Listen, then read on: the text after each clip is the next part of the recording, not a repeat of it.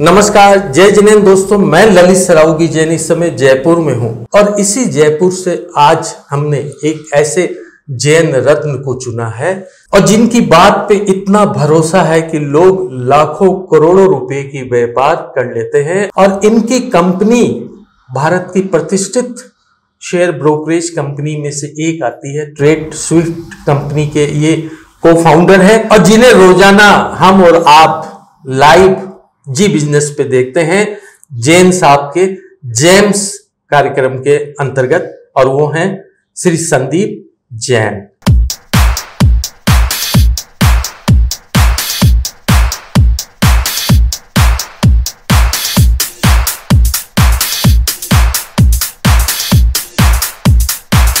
संदीप जी, जैन रत्न में आपका स्वागत है। Thank you so much for the introduction. आप इस व्यवसाय से कब जुड़े, कैसे जुड़े? 1998 में जब मैं मेरा एमबीए कंप्लीट किया, एमबीए इन फाइनेंस, तब मुझे एक मौका मिला रमेश दमानी जी के अंडर में 2 महीना इंटर्नशिप ट्रेनिंग लेने का। तो वहां बहुत कुछ सीखा स्टॉक मार्केट के लिए, और शेयर मार्केट में 2003 से लेकर 2007 तक कमोडिटीज से जर्नी स्टार्ट की।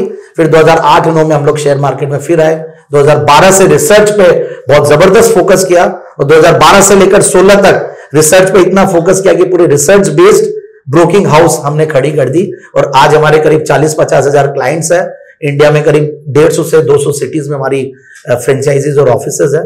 जैन साहब, मैंने कई बार देखा कि आप जिस स्टॉक के बारे में कहते हैं उसमें घटबट इंस्टेंट दिखने लग जाती है।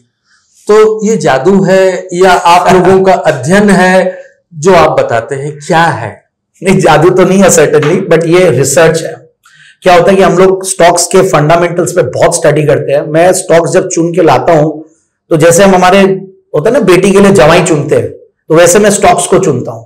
मैं सोचता हूं कि उसकी पूरी पेडिग्री देखी जाए, उसके फंडामेंटल्स देखे जाए, उसका पूरा बैकग्राउंड चेक किया जाए, चैनल चेक करते हैं, हम डीलर से भी बात करते हैं, डिस्ट्रीब्यूटर से भी।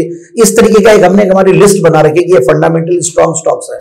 फिर हम देखते हैं कि इनकी टाइमिंग, कौन से स्टॉक को कब लेना। हो सकता है कि एक स्टॉक 500 रुपया था भाव, मार्केट की मद्दी के साथ 300 रुपये आया, बट 300 पे ये बेस बना लिया, तो उस टाइम पे उस स्टॉक को ढूंढ के लाके देते हैं, प्रेजेंट करते हैं। और जब वो प्रेजेंट करते हैं तो लोगों को भरोसा जाता है, अच्छा स्टॉक तो अच्छा है और भाव भी अच्छा है, तो उस टाइम पे लोग लेने के लिए आ जाते हैं। आप तो सोशल मीडिया पे भी बहुत एक्टिव हैं। आपके कितने फॉलोअर्स हैं? ट्विटर पे मैं काफी एक्टिव हूं, मेरे उसमें 2 लाख से ज्यादा फॉलोअर्स हैं। फिर लिंक्डइन पे भी मैं काफी एक्टिव रहता हूं, फेसबुक पे भी एक्टिव है। कुछ ऐसे शेयर्स के नाम बताएं, ऐसी कंपनी बताएं जिन पे वो इन्वेस्ट करके, जैसे सोना में इन्वेस्ट करते हैं, वो निश्चिंत हो जाए। देखिए, ये सवाल को मैं अलग तरीके से लूंगा और ये सवाल बहुत अच्छा है, बट आपने शेयर्स पूछा, बट मैं बोलूंगा कि मैं ओवरऑल इन्वेस्टमेंट की स्ट्रेटेजी के बारे में बात करूंगा, जो कि मैं इतने सालों में जो सीखा हूं। लोग बात सोचते हैं कि सिर्फ शेयर्स लेने से काम पूरा हो जाता है, ऐसा नहीं है। मैं 4-5 मंत्र है जो मैं सबको देना चाहूंगा आपके चैनल के माध्यम से, अपने चैनल के माध्यम से ही। देखिए, इसमें सबसे पहले तो मैं ये बोलूंगा कि इन्वेस्टमेंट के पहले हमें हमारी रिस्क मैनेजमेंट करनी चाहिए, जिसमें इंश्योरेंस, टर्म प्लान लेना सबसे अनिवार्य चीज है। क्योंकि टर्म प्लान अगर नहीं लिए और कल को कुछ हो जाए तो एटलीस्ट फैमिली के लिए टर्म प्लान के पैसे से सेफ्टी हो जाती है। दूसरा, health insurance plan. Health insurance plan इसलिए लेना जरूरी है, वो भी बड़ा, ये नहीं कि नॉर्मल आप छोटा इंश्योरेंस प्लान ले लो। ये 2। तीसरा, वो लेना हमें म्यूचुअल फंड्स। जब हम डायरेक्ट स्टॉक मार्केट में आते हैं तो स्टॉक मार्केट में कई बार हम समय नहीं दे पाते हैं या गलत स्टॉक में घुस जाते हैं, पैसे लग जाते हैं। तो जब एक्सपर्ट्स लोग काम कर ही रहे हैं, बहुत छोटा खर्चा लेके काम कर रहे हैं, तो बेसिकली म्यूचुअल फंड्स में आना चाहिए, म्यूचुअल फंड्स एंड ईटीएफ। अब इसके बाद अगर आपके पास पैसा बच जाए तो आप स्टॉक मार्केट में आइए। और एक मैं 2 शब्द और बोलूंगा, रियल एस्टेट इन्वेस्टमेंट ट्रस्ट और इंफ्रास्ट्रक्चर इन्वेस्टमेंट ट्रस्ट, जिसके बारे में लोग जानते नहीं है। रियल एस्टेट इन्वेस्टमेंट ट्रस्ट ऐसी चीज है, आप भाड़े की इनकम करने के लिए आप रियल एस्टेट खरीदते हैं। यहां पे ऑलरेडी म्यूचुअल फंड बना हुआ है रियल एस्टेट की, जो जिनमें भाड़ा आता है उनको पूल करके एक ट्रस्ट बना दिया जाता है, उसके आप शेयर्स खरीद सकते हो। अब 5 स्टॉक जो है वो मैं फाइनली बता देता हूं। तो वो है आईटीसी, हालांकि अब तो चल भी गया थोड़ा और चलेगा मुझे ऐसा लगता है। तो आईटीसी, टीसीएस देखिए, जिन्होंने 4500 रुपए पे बायबैक किया, उनका शेयर आज अच्छा खासा वहां से नीचे आया हुआ है, तो इस स्टॉक को लेना चाहिए। इन्फोसिस, टीसीएस, इन्फोसिस आईटी वाले स्टॉक्स हो गए। आईटीसी हो गया आपके एफएमसीजी वाला।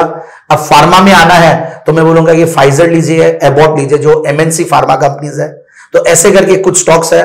और कुछ अगर आप और एग्रीकल्चरल एग्री इनपुट्स, क्योंकि भारत एग्री इनपुट्स वाली कंट्री है, तो वहां पे मैं पीआई इंडस्ट्रीज बोल के एक स्टॉक, फिर एक Astec life science, list is long but yes these are some stocks which I have recommended. Sandeep ji, आप जैन रत्न कार्यक्रम में शामिल हुए, इसका हिस्सा बने, आपका बहुत बहुत धन्यवाद। आप मुझे इस शो में शामिल किए, मेरे लिए भी ये गौरव की बात है।